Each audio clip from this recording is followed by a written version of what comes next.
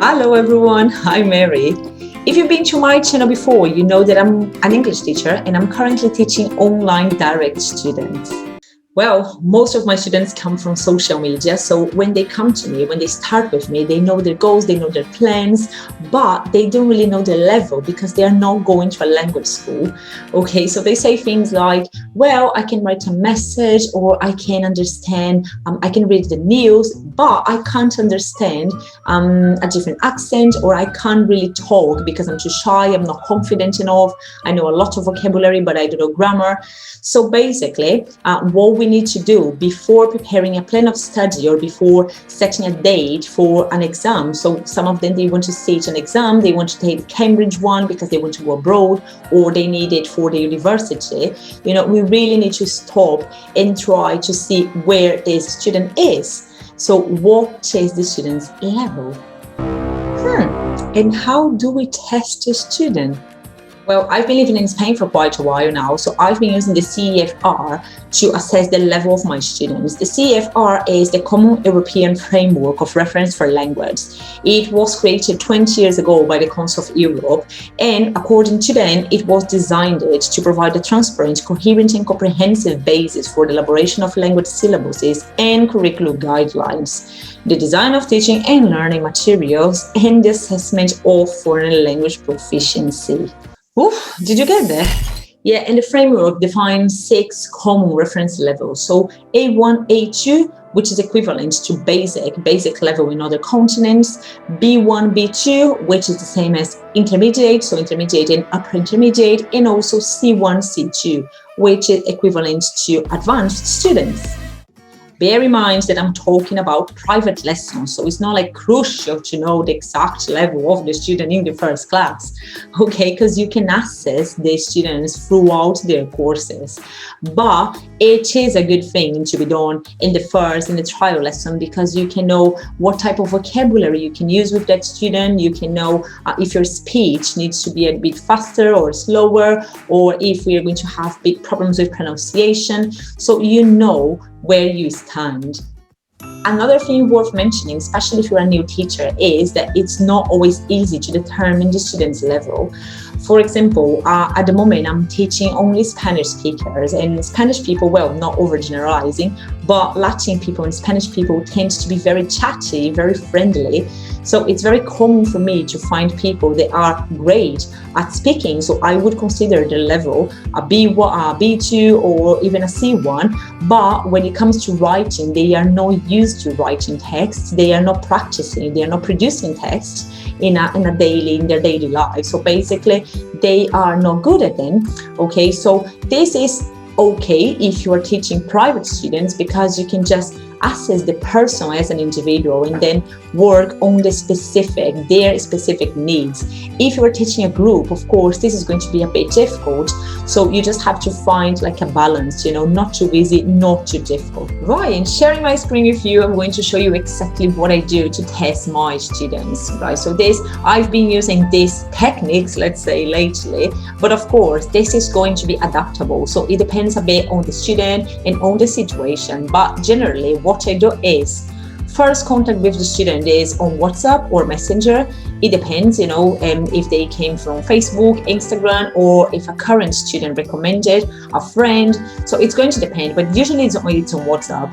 I'm always going to talk to them in English. So even if they are very basic, if they've got a A0, well, this doesn't exist, but if they have like a very, very low level, they can go to Google, translate text, and try to communicate, you know, with me in English.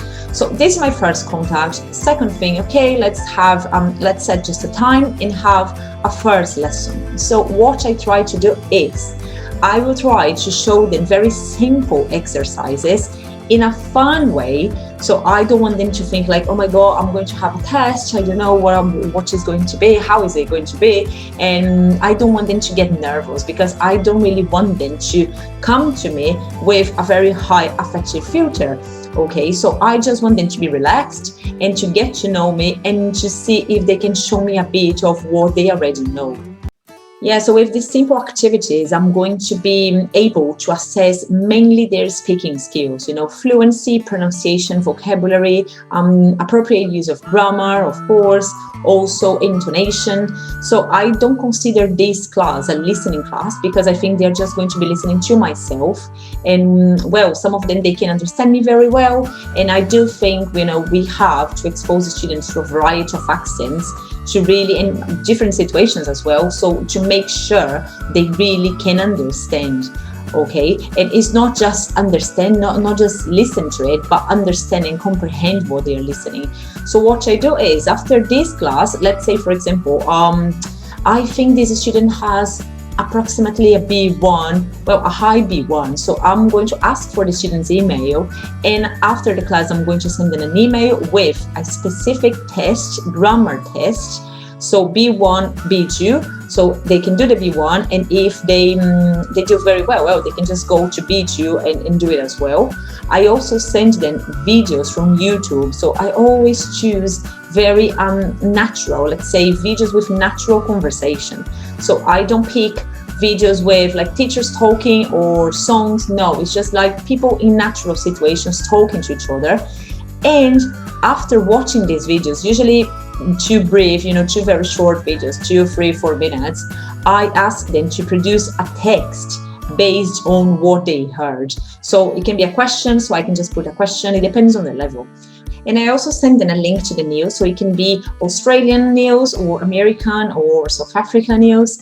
And I just ask them to choose an interesting news and briefly comment on it. Okay, so with this email, I'm going to be assessing their grammar, well, specifically grammar, listening skills, reading skills, and writing skills. Okay, ideas. So what I'm currently doing with my students, the first thing that I'm doing with new students is description of photos.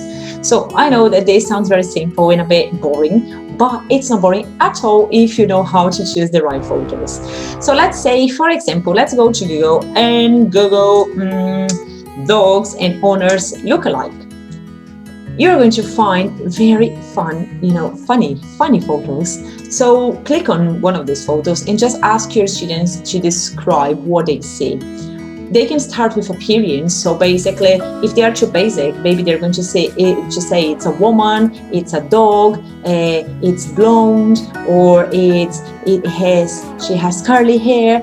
But if they are a bit more advanced or intermediate or a bit more advanced, maybe they're going to start using words as wrinkles, she's got freckles, or her hair is puffy, or he's bald, so you can kind of understand what type of vocabulary the student is using, and see if they've got the fluency, if they've got the right grammar. This is one thing. Another thing you can do is just simply Google funny photos. Yeah, but be careful with this one, be careful with sensitive content, because not always, when you say funny photos, not always you're going to see funny things. So let's choose just one photo. Well, this is a very nice one. So can you describe what do you see? What is there? Is a veil, is a pashmina, or is this a rope? So they can describe and you can have fun at the same time. Another thing that works very well for these descriptions that I mentioned in one of my previous videos is optical illusion. So because they get very intrigued, they're like, I don't know what I'm seeing. Well, so they get very interested. They go like, well, this is an old man, an old woman, or a young woman. I can see her chin, I can see and if they don't see the optical illusion, at the beginning, they get very shocked when they manage to see the second thing. So it's very nice one. Yeah, and with these photos, you should be able to assess if this student is an A1 or A2, for example. So what should you expect from an A1 student? Well, I would say an A1 will have basic abilities, to communicate and exchange information in a very simple way. Of course, the vocabulary is very limited, and the grammar, the structures are not always going to be perfect, but somehow they can communicate with you. While an A2 has an ability to deal with simple, straightforward information and begin to express themselves like in a familiar context. So of course the A2 is going to have a bit more vocabulary. So what would I expect from an A1, A2 student in terms of grammar? Well, of course, we cannot be assessing all the structures because we don't have time for this, but I would say an A1, A2 needs to control articles, nouns, pronouns, present, past, and future tenses, but simple present, simple past, and simple future. ING and the infinitive, this can be a bit tricky and a bit confusing, but the basics of it. Also adjectives, adverbs, some basic, very basic modal verbs such as can or could, basic prepositions as well, so in, on, at, prepositions of place, prepositions of time, and more going a bit further, an A2 would be able to use a passive voice or the structure of used to, be used to, get used to, and some question forms. Obviously, this is not, as I said, is not limited to it, but this is what I'm looking for in the first class because we don't really have time, to check all the structures. If we talk about vocabulary, in terms of vocabulary, I would be expecting the student to know colors, parts of the body, so how to describe a person, clothes as well, food, maybe parts of the city, and something about hobbies, very, very common topic for basic students. And moving to B1, B2, my favorite thing ever is to talk about conditionals, because I do think with conditionals, we can see if the student knows the simple past, the structure, if they know how to use would, if they are creative. So what I do is I show them some situations. So for example, this one here, if you had to choose, would you choose to have as neighbors a couple of many kids or a couple with many pets, and why? So you see, it's not something very common, so they have to think about it and they will have to come up with a creative answer and they have to explain why. So they will be forced to use a bigger variety of vocabulary. If I see they're doing very well with second conditionals, we can even move to this exercise. They have to match sentences with phrasal verbs. So this is a bit higher, the level is a bit higher, so there are common phrasal verbs, but I can see if they can match the right way. And if I do realize that they are doing very well, we can even move to a third conditional exercise. Okay. And what can you expect from a B1 student? Well, I would say a B1 will have the skills to express oneself in a limited way in familiar situations and to deal in a general way with non-routine information, while a B2 will have the skills to achieve most goals and express oneself on a range of topics. If we talk about grammar, in terms of grammar, I would expect them to know all the content previously mentioned. So the tenses, then the basic tenses, adjectives, adverbs, pronouns, articles, plus question tags, present and past perfect, common collocations, some common phrasal verbs or common expressions, indirect speech, reported speech, right? And in terms of vocabulary, I would expect them to have an intermediate level of knowledge on weather, sports, feelings, environment, entertainment, travel, holidays. So you see, so a wider range of words. And well, if you think your student is doing really well when you want to move to C1, C2, what you can do is to use this very simple but complex sentences. I love using this because they look very like clear sentences. So I just ask the students to read aloud and try to understand the meaning of the sentence. So the first one, look, the complex houses, marriage and single soldiers and their families. So what is the meaning? What is this person trying to say? So let me give you 5 seconds to see if you can get it. Yeah, could you? So yeah, most of them is very rare to find a student that can really understand the meaning of this. So we start analyzing word by word. So this is a tense. Where is the verb? We need a verb in the tense, right? What is the verb? They cannot find the verb. So let's go and analyze. This is an article. This is a noun. This is an adjective. So where is the verb here? And for you that couldn't get it, the verb is houses. So the complex houses marriage and single soldiers and their families. So they get very surprised, and shocked, like, oh my God, how I haven't thought of it, and you can show them the English is a very nice thing, and you can build sentences in different ways, to give the same meaning, or you can play with the words. And the second, all the faith, usually they read like that. All the faith he had no effect on the outcome of his life. So I can tell them it's all about intonation. If you give the right intonation, you're going to understand it. So they go, all the faith he had no effect on the outcome of his life. So now it's clear. So you see, they see the language in another way. And then just to finish, if you really think this person is, wow, amazing, a C2 level, maybe they can teach you. I just moved to this photo or any type of photos related to society problems. So this clearly, as you can see, this is a photo, I'm referring to the addiction that not everyone, but most people nowadays have with social media, with the phones. So I just asked this person to give me their opinion, to express their opinion and to try to use a great variety of tenses and vocabulary and everything. So of course, I'm going to be playing the devil's advocate. So I'm going to be, but don't you think this is actually good? Or don't you think this is actually bad? So always like provoking a bit to see if the student can react and can give me more words, can give me more vocabulary, and can show the fluency as well. Lovely. So what should we expect from a C1, C2 student? Well, I would say a C1 student has the capacity to deal with material which is academic and to deal with unfamiliar topics as well. So to understand a wide range of demanding structures, to recognize implicit meaning, so to recognize irony, for example, and to be able to perform complex tasks related to work and to study.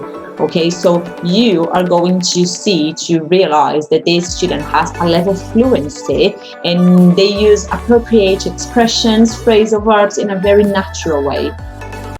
Yeah, that's it.